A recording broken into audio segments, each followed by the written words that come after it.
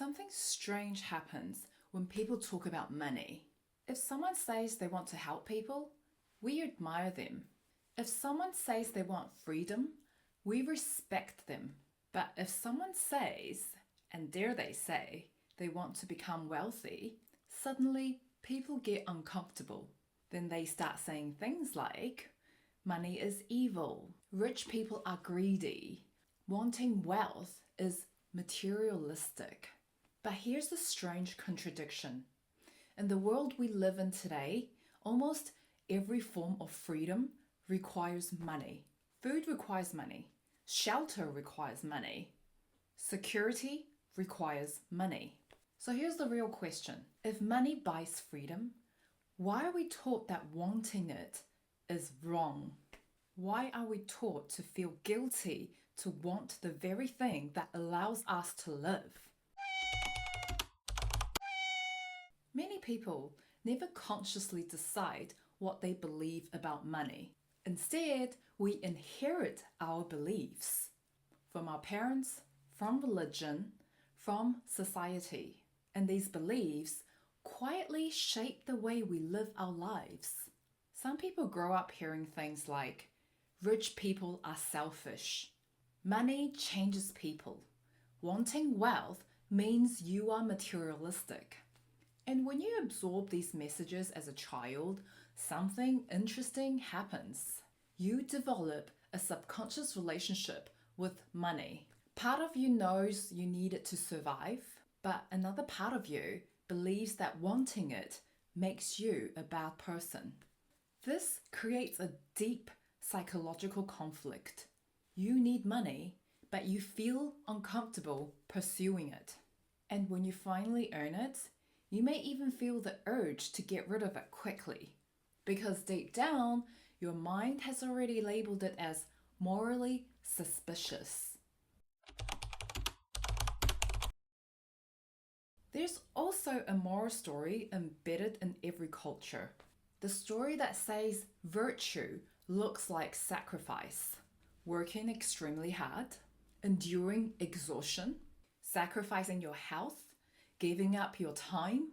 There's almost a strange admiration for people working themselves to the ground.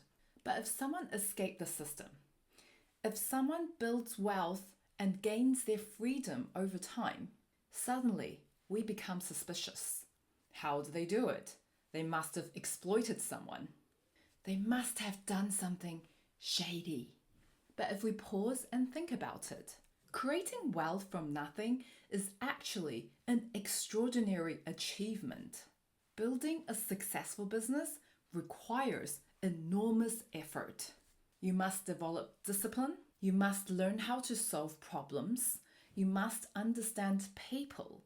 You must persist through failures, uncertainties, and risks. And often, you must do this for a number of years before you see any reward. So if wealth requires so much effort and discipline, why do we associate it with moral corruption? The answer is simpler than we think. Money doesn't create character. Money reveals it. If someone selfish becomes wealthy, their selfishness becomes larger. But if someone generous becomes wealthy, their generosity becomes more powerful. Money simply magnifies what was already there. It acts like a spotlight, revealing who someone truly is. But our minds tend to focus on the negative examples. When a wealthy person behaves badly, often the story spreads quickly. It confirms the narratives we already have. But what we don't see is other people quietly using their resources to build things, to support others, and create opportunities. Money itself is not moral or immoral. It is a tool. And like any tool, its impact depends on the person holding it. At its core, wealth is not about luxury. It's about something far more valuable: time. When you have financial freedom, you gain control over your time. You can choose how you live. You can choose what you want to work on. You can choose who you would like to spend your life with. And without that freedom, many people spend the majority of their lives trading time for survival, working long hours not because they love the work, but because they must.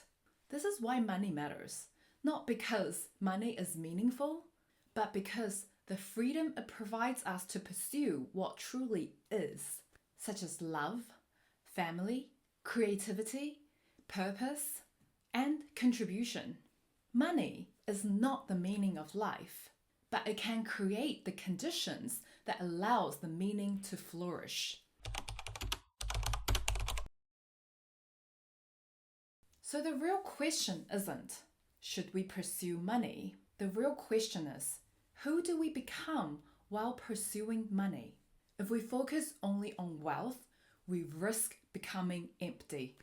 But if we focus only on virtue while ignoring the reality of money, we may be trapped in dependence. So, the true path lies somewhere in the middle. Develop your character, develop your skills, and create value for others. Then allow wealth to grow as a result, not as an obsession, but as a byproduct of contribution. Money isn't evil, and wealth isn't something to fear, but neither should they be worshipped. Instead, they need to be understood. Because when character comes first, money becomes not the master, but a tool for freedom.